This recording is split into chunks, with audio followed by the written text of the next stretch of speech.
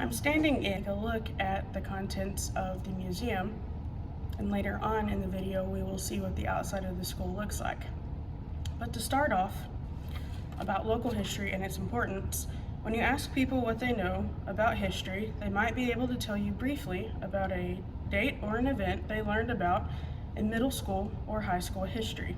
However, the date or event they describe to you will oftentimes have nothing to do with local or regional history.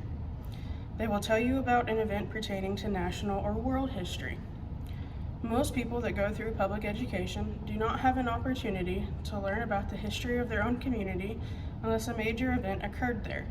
Since most students do not have the opportunity to learn about the history of their community, they are not given the chance to appreciate what took place when their town or city was being established.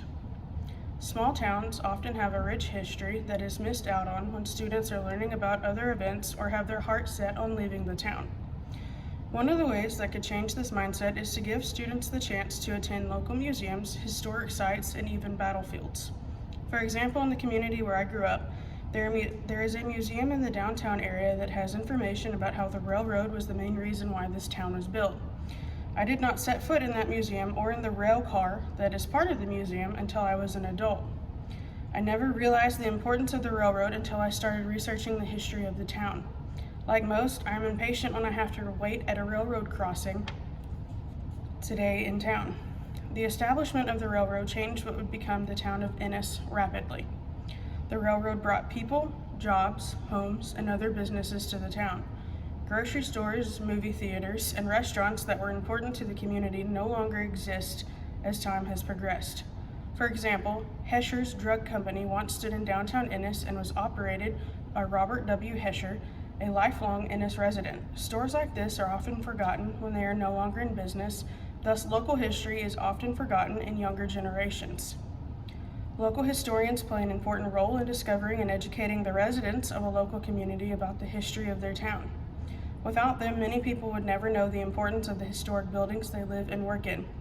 When researching historic properties or buildings, local historians can come across people that are tied to these locations. These may not be people that are well remembered, but they could have had an impact in relation to these locations and even on their community. An example of this are some of the people that first attended and graduated school in Ennis. Early Ennis residents also had families, and they believed that education was important. Schools started out in the homes and churches of different individuals and eventually led to the building of schools for the youth of the community. Very few of these old schools are still standing today. The oldest one that we're standing in right now was built in 1916 and has been taken care of by multiple organizations since then. Once again, this building is used for educational purposes and is no longer standing empty. Due to its placement on the National Register of Historic Places, it cannot be torn down and stands as a testament to the pioneers of the Ennis community as well as what was important to them. This school is not just an old building, it's full of memories. So for example of what is here in the museum is something like this overhead projector that was used in the district until 2010. And then next to it we have a cast iron book binding stapler used by Ennis school librarians. And if we keep going on, we've got vintage scales and cameras from the 1900s. There is cheer memorabilia, the certificate that certifies the public school of Ennis can confer graduation.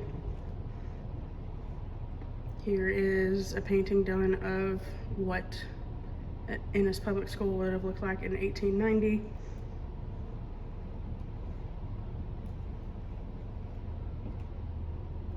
Here is another diploma, a grammar school diploma, what the school looked like.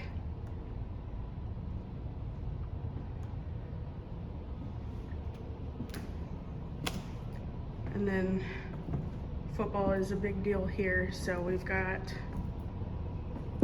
all of the state championship trophies and footballs and memorabilia for that in these cases.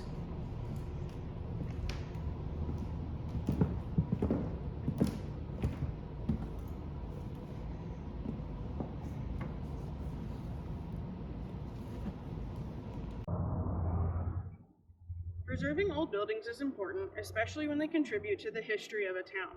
Ennis is considered a small town by many, even though it has grown quite a bit over the past 5 years. Located about 45 minutes south of Dallas, Texas, this little town serves as a wonderful place for one to grow up. Since Ennis has a small town feel, education is at the heart of the community. Ennis was founded in 1872, and educating young people has been crucial since this town was established. Behind me is the old high school that was built in Ennis, Texas in 1916. This school is 107 years old and has served as more than just a high school. From 1916 to 1982, this school served as the high school, with many other grades housed here until new schools were built. The red brick building was affectionately dubbed Big Red by many that attended and worked here. The red brick building was, when the students of the 1981 graduating class heard that the new high school would be completed by the second semester, they were upset because they had heard a rumor that they would be moving to the new high school in the spring semester. The principal at the time, Bob Taylor, reassured them that this was not true. In the fall of 1982, the new high school opened on Bardwell Drive, and the old high school was then used for junior high students. The old high school is preserved and maintained by Ennis ISD. This school is important to remember historically, not just for its educational purpose, but also for its architecture. The San Juan and Stas architectural firm designed the building, and Heck Lightfoot was the contractor. This is a 2-story building built on a raised basement that has a Jacobean Revival influence. When this school was nominated to be on the National Register of Historic Places in 1986, the school was the most conspicuous historic building still standing in Ennis. This school stands in a mostly residential area of Ennis on North Gain Street. This was not the first school built at this location. The first school was built in 1881. It was an ornate Victorian structure that was completely destroyed by fire in 1893. The bell tower, intended to call children to school, stood tall above the nearby residential neighborhood and could be easily seen from the downtown area. A new school was built in 1894 after the first one burned down and came to be known as Old Faithful. This school was considered a state-of-the-art school of its time and was a reflection of the pride this young community had in its children. It included 10 recitation rooms, a lab equipped to teach chemistry and physics, and a library with approximately 2,000 books. This new school also had Starr and Steinway pianos in the Conservatory of Music, along with an auditorium capable of seating 700. Students attending this school established a yearbook in 1915. They titled it the Bashaba, named for a Native American chief, with the intention of publishing pages varying in merit, not just on the best content of the year. Once the new school was completed in 1916, the basement housed the first and second grades and an eating area that also served as the girls' gym. The remaining elementary grades and the boys' gymnasium were located on the first floor. An auditorium and high school classes were on the second floor. The David Crockett School was completed in 1937, and the San Jacinto Elementary School was completed in 1923. These schools were built on the same property as the high school.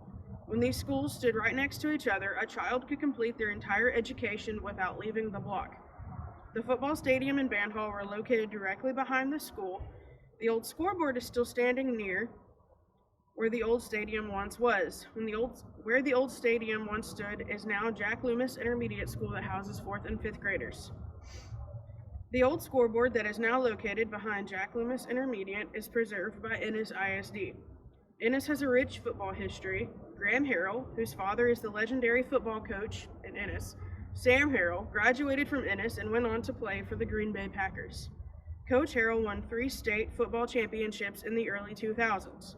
He returned to Ennis in the past few years and has continued to take the varsity football team to the playoffs. In 2008, this school no longer housed junior high students because a 6th grade center and a new junior high were built. Alternative school, known as DAEP, was housed in one wing of the school while the rest of it was closed to the public. Once Ennis started growing, the district realized that the current schools were going to reach their capacity sooner rather than later. Instead of passing a bond for a new school, the school board made the decision to renovate and upgrade this old junior high/high school. Preparations were made and the construction was done in time for the 2022-2023 school year. The school was open for 6th grade students who were finally back on their own campus. Having this grade on their own campus has helped these students prepare to transition to junior high. They are no longer with 4th and 5th graders. where the 6th graders are treated as young children, and they are not with 7th and 8th graders, where they can be pressured to act older than they are. As an Ennisite, I was present at the old high school centennial celebration in 2016. I was a high school senior and a member of one of Ennis's long-standing traditions. I was a member of the Ennis High School Marching Band.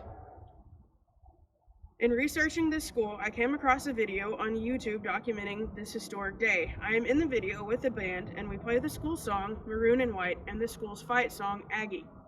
Until I researched the school, I had completely forgotten about being part of this day.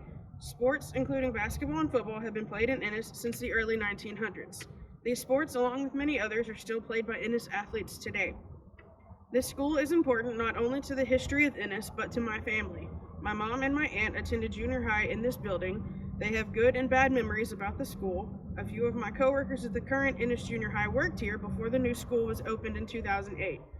My mom always talked about how creepy the cafeteria seemed because it's located in the basement of the school. Classes in the building were housed on all 3 floors. My mom never fondly remembered traveling from one class to the other since there were no elevators, only steep stairs, with only a few minutes to travel from one class to another.